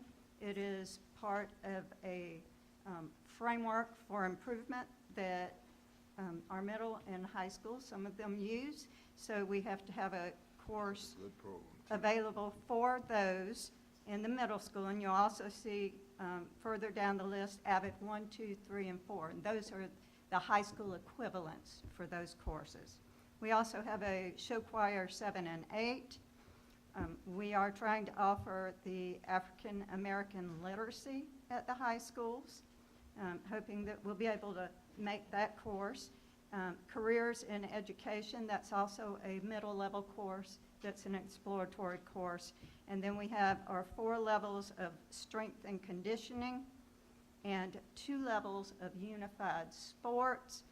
For those of you who may not be aware, unified sports are, it is a partnership with our special needs students and our regular ed students at the high schools, and they work together as partners as they're preparing for competitions and ultimately the Special Olympics, which we've been very successful with. And all of the students involved really enjoy participating in that. We also have the IB Seminar 1 and 2. Those are associated with, International Baccalaureate Program. Those are associated with earning the IB diploma. So those are needed for that. And then we have the Studio Art Prep Lab and the Music Theory Lab, and those are both related to those 2 AP courses to make sure that they receive everything they need to pass those either exams or, in the case of the art studio, it's a portfolio that gets reviewed by AP. So that is our recommendation from the Office of Academics, and this will finalize our catalog to start all of our meetings with our students to schedule them for the next school year. Okay, thank you, Dr. McLeod. Are there any questions? Anyone, especially the new board members, any questions? Dr. McLeod, we currently offer all these courses now? Yes, ma'am. No new additions? No, ma'am. Dr. McLeod, are all these courses at every single school that they have available for the students, or is it just certain schools, like the IB? The IB is currently only housed at Sumter High School. And is there any reason for that? That it's That's- only at Sumter, not Crestwood or? and That Lu- has traditionally been at Sumter High School. Crestwood and Lakewood have, to this point, have not gone through that process. It's a very extensive process. We'd like to expand, however, it takes copious amounts of training and funds to be able to do so. That's why we also have dual enrollment and AP available at the high Gotcha. schools. Do you know like the cost of the IB? I can provide that. Okay, thank you. Dr. McLeod, but should a student, let's see, coming in from the military, doesn't the district offer them choice so they could go to? If it's a specialized Right. program, you're absolutely correct. They have choice to be able to do that.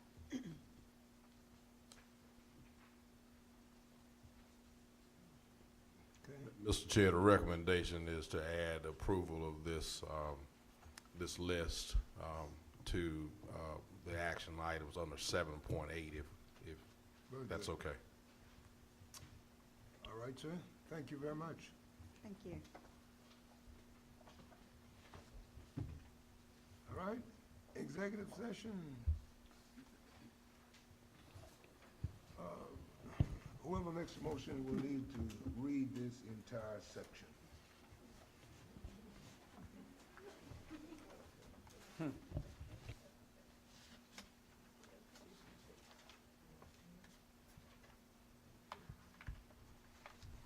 Madam Chair, I'd like to make the motion to enter into executive session. I'd like to make the motion to enter into executive session for the monthly personnel report, appointment, compensation, promotion, demotion, discipline, termination, and/or release of an employee, receipt of legal advice as it relates to the superintendent's contract and other contractual matters, and second reading of policy EBCB, safety plans and drills. I second that motion.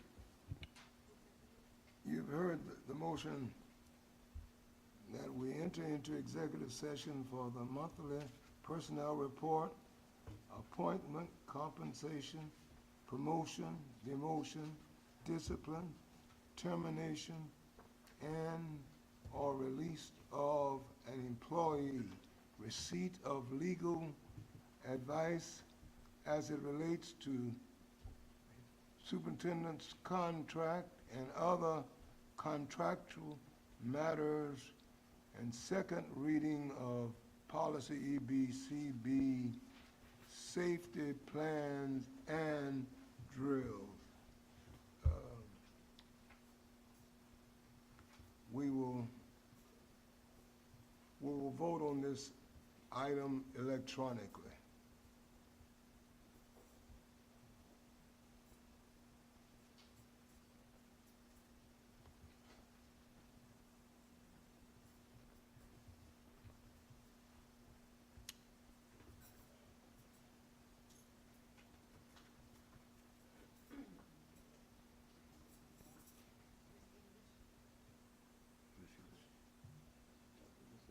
She's having problems with the computer. We're trying to log her back now.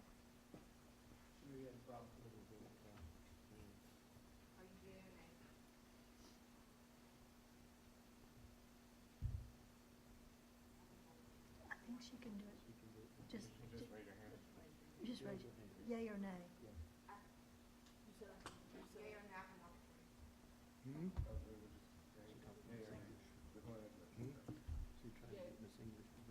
Oh. Okay. All right.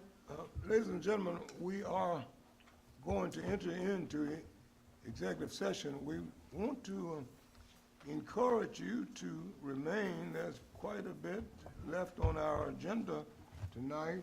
We promise you that we will do all we can to prevent the executive session from being a protracted one. Thank you for coming, should you leave, and thank you even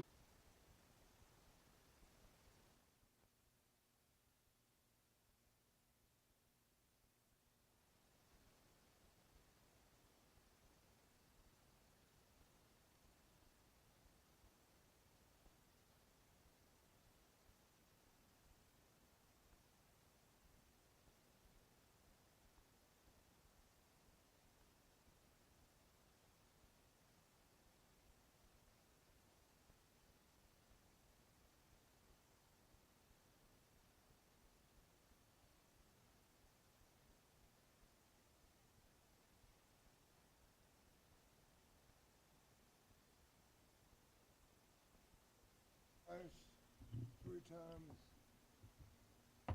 open session has begun.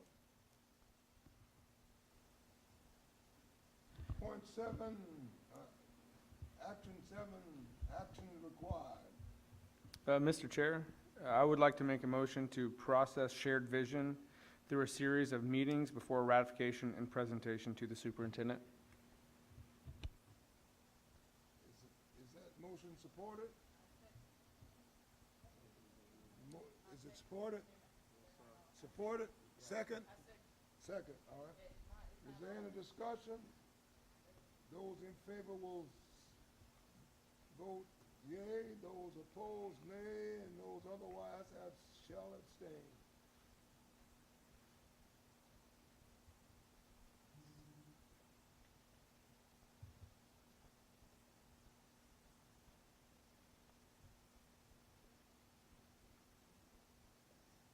Seven point two.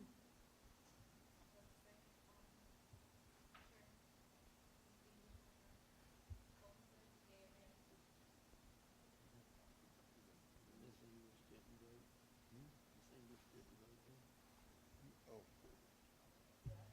Ms. English?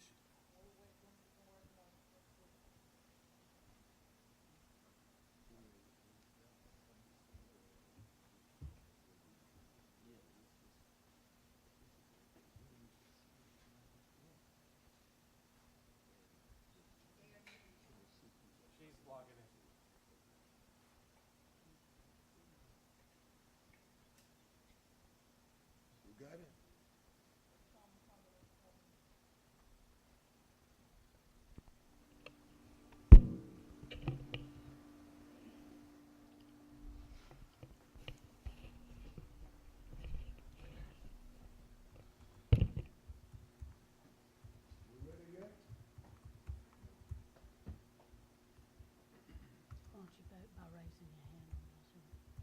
gonna vote by raising my hand.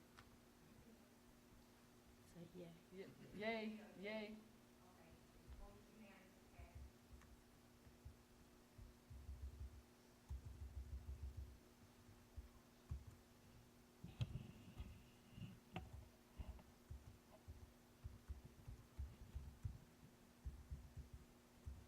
We have 7.2, Mr. Chair. Yes, sir. Do we have a motion on monthly personnel report, 7.2? Mr. Chairman, I move to approve the personnel report as presented for January 20 of 23.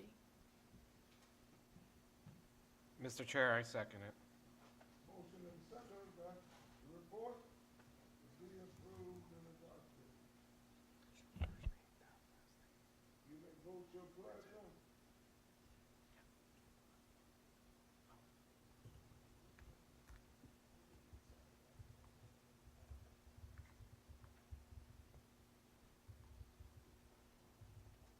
Presentation, Mr. Chair. No, sir. No, sir.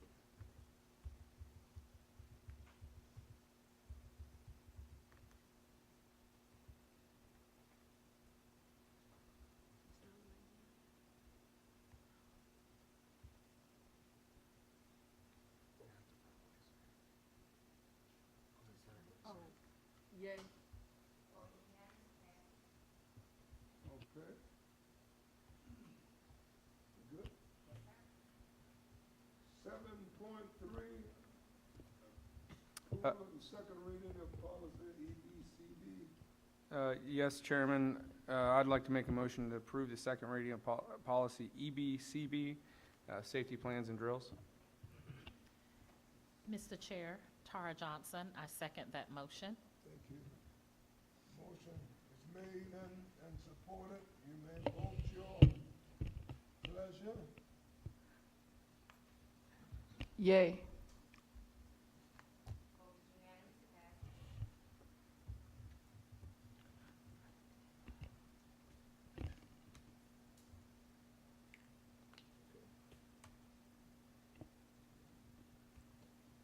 Seven point four, realignment. Mr. Chair, I motion that the board postpone realignment with a future date for implementation. Mr. Chair, I second the motion.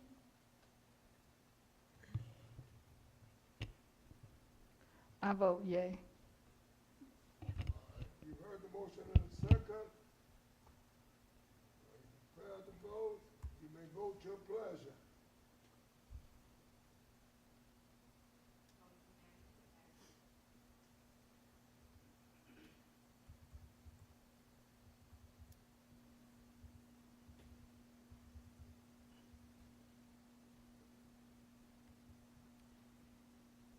Miss, 7.5, Mr. Chair, Tara Johnson, I move to change the board meeting locations from remote sites to the Sumter School District office. Mr. Chairman, I second that motion. motion and second. I vote yay. You may vote your pleasure.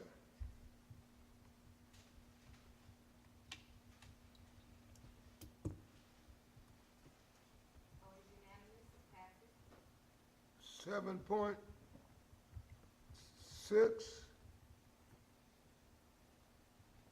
Mr. Chair, make a motion to rescind the vote to create the position of parliamentarian on the Sumter School District Board of Trustees. Second. motion and second. You may vote your pleasure.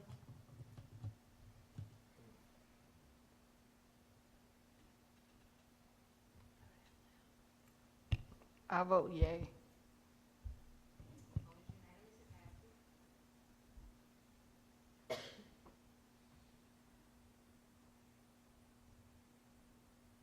Okay.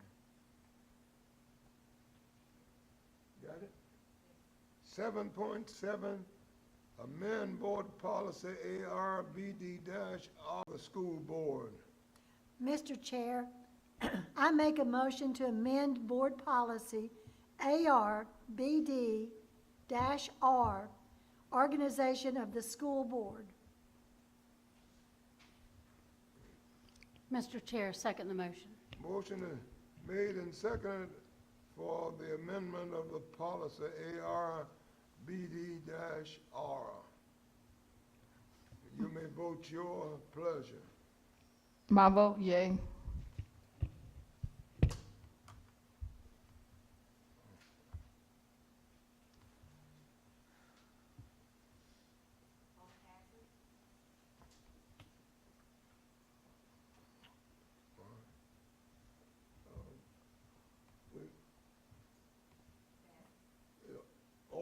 All of the motions passed. 7.8. You got 7.8 left. 7.8.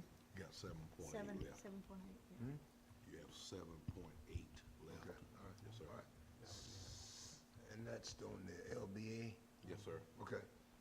7.A, the LBA. Yes. Ms. Smith. Ms. Smith. I don't have it, I'm sorry. Motion to approve the LBA proposal. Second. Motion and second that the LBA be approved. And you vote your conviction. I vote yay. Mine's not committed yet.